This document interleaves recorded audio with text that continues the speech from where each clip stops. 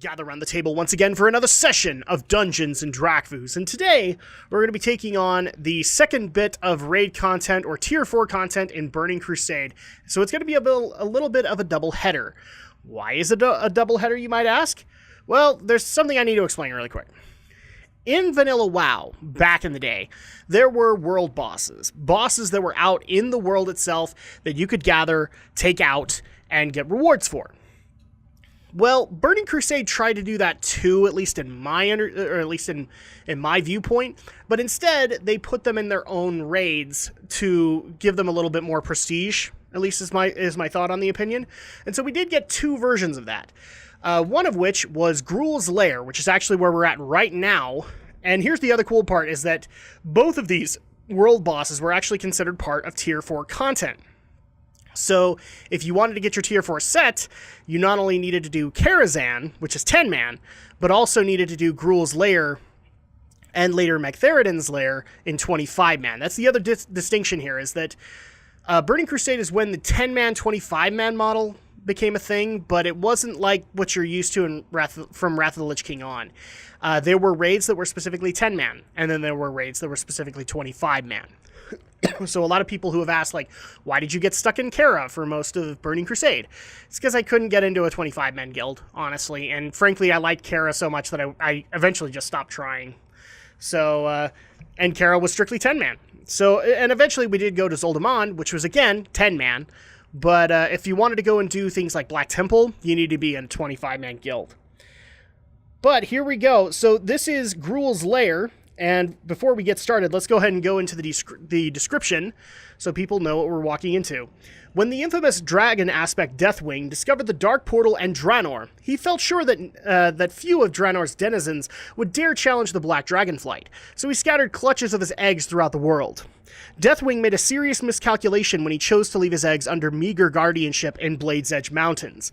The guardian dragons were torn from the sky by the Gronn, living in the Blade's Edge, and the leader of the Gronn, Gruul, impaled the worms he fought on stone spires on the mountains. Or on the stone spires of the mountains. Today, Gruul the Dragon Killer is worshipped as a deity by the ogres of Blade's Edge Mountains. His powerful sons ravage both the spires of their home and the plains of Nagrand, and actually we've been taking them out throughout the Burning Crusade questing. Let's see. Gruul's unparalleled strength and experience in battle would pose a serious threat if he ever chose to attack Horde or Alliance forces in Outland. But thankfully, we never had to worry about that because we decided to go to him first. So let's go ahead and get things started and go into Gruul's Lair. Now, this is actually interesting because this technically, I believe, would count as a raid. And in the weird way that, because it actually has more than just Gruul. It actually did have a second encounter in there. So we'll go into those in a second and go into the lore. But welcome, everybody, to Gruul's Lair, which is basically kind of an ogre stronghold / Gronn stronghold. And why would the ogres be here? Well, ogres are actually descendants of Gronn. But you didn't know that one, huh? So the big eyeball guys that you've been getting used to? Yeah, ogres basically evolved from them. So here's actually our first encounter, which is High King Mulgar. This actually was an interesting encounter, especially considering that you had to have multiple types of tanks. You actually had to have like legit tanks, but you also needed to have a mage tank for one of them. You also needed to have a warlock tank. It was actually really cool. So here's High King Mulgar. Let's actually go into his lore really quick. High King Mulgar is the ogre lord of the ogres at the Blade's Edge Mountains in Outland. Ruling from within Gruul's Lair, his council consists of Kigler the Crazed, Blind Eye the Seer, Olm the Summoner, and Krosh Firehand. And that's really all that's known. Let's see. Oh, actually, wait, hold on. Yeah, that's pretty much all that's known, because I'm actually taking this from Wowpedia. Again, the Dungeon Journal is really silent on this matter. But he's basically a council fight. If you're used to those encounters, this is kind of one of the earlier ones. So let's go ahead and take out High King Mulgar, starting first with kind of the ones that become more the nuisances. Oh no! Oh no, we've been sheeped! Oh, I didn't pick up the right mage, did I? There we go. Now, he actually does have a priest with him, so we'll take care of Blind Eye. There we go. And finally, High King Mulgar himself.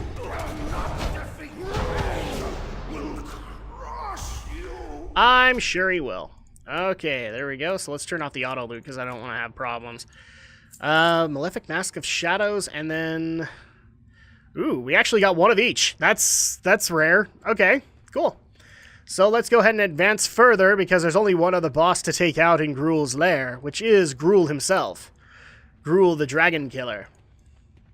If you've played from Warlords of Draenor on, the name might sound familiar because he actually was in Warlords as Gruul the Subjugated. Basically, earlier on, best way to explain it is early on in the New Draenor, he was later subjugated and didn't become a problem for the ogres or for the orcs as much as he actually was back in our timeline. Instead, it was Blackhand who actually subjugated him, who actually in our timeline became the first war chief of the Horde, with Gul'dan leading from the shadows. Complicated, but yeah, time travel. And here is Gruul the Dragon Killer. And I've already given a lot of his lore, but let's actually see if there's anything additional that can be learned about him. Not really. It basically just goes into his fight. But yeah, you already have a little bit of lore on him. He is the big boss Gronn. He's the father of all of the sons of Gruul we've been taking out. And fun fact, if you were a warrior tank and you did this fight, I knew this because I actually did it once. Expect to die. That's really your responsibility in the Gruul fight as a warrior tank. Die. Because it's just gonna happen. There we go. Almost done. There we go. Gruul's Lair. And we have Fallen Defender, Fallen Hero. Oh yeah, we lucked out again. And here's a shield and a collar of Cho'Gall. Very cool. And that actually, unfortunately, does it for Gruul's Lair. I know that this has been actually really short, but that's why I set this up as a double header, not a double hater, a double header. So when we get back in a little while, we're gonna go take on the other world boss for Outland. We're gonna step into Magtheridon's lair. Till next time.